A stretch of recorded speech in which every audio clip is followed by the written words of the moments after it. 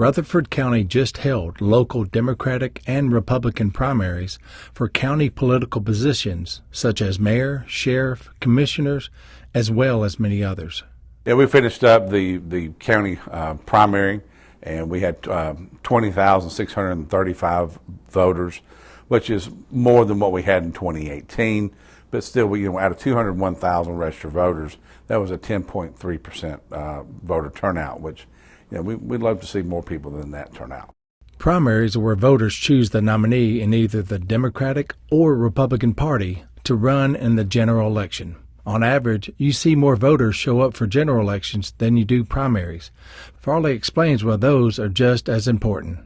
A lot of times, those races determine who those are going to be because there's nobody to face in the general election. So there may be a contested primary, but that winner will be the one that will continue forward, but be unopposed in the general election. So really, those choices are being made in the primary. You can run as a Republican, you can run as a Democrat, or you can run as a nonpartisan independent. Independents don't run in a primary. A common question from voters to the Election Commission is candidate information, so they can learn more about them. The Election Commission, we are the ones who conduct the election. We don't promote or advocate for or against any candidate.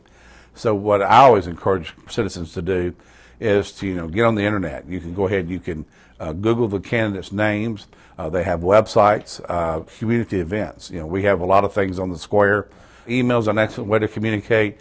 That way you can send a list of questions or call. Sometimes there's phone numbers on campaign literature to call.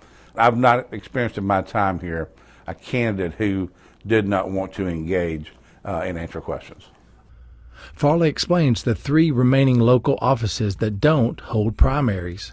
For the city, where you have a mayor and council that's on the ballot this time, those, along with the county road board, are the only 3 remaining offices that are not partisan. So you have an independent, nonpartisan mayor, independent, nonpartisan council members. Now, they may identify personally with a political party or thought, but they don't run under that banner.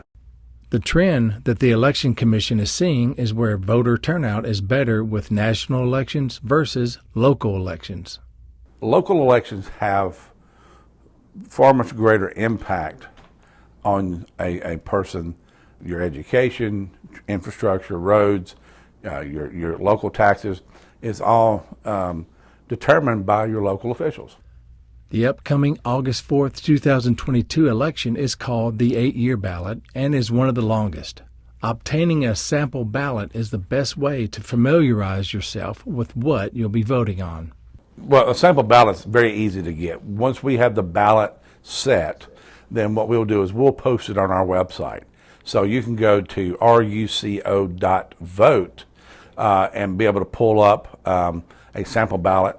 And I do encourage our voters, because of the length of the ballot, in order to move through the process and be respectful of your time and other voters' time, get that sample ballot. You can pick it up in our office on our front counter if somebody wants to drop in, pick one up. Farley explains what the August 4th ballot will include. Because there's 3 elections being held. You have the county general, you have the state and federal primary, and then you have the Murfreesboro municipal. That way you've got multiple ballots to look at, but it's all in the same election.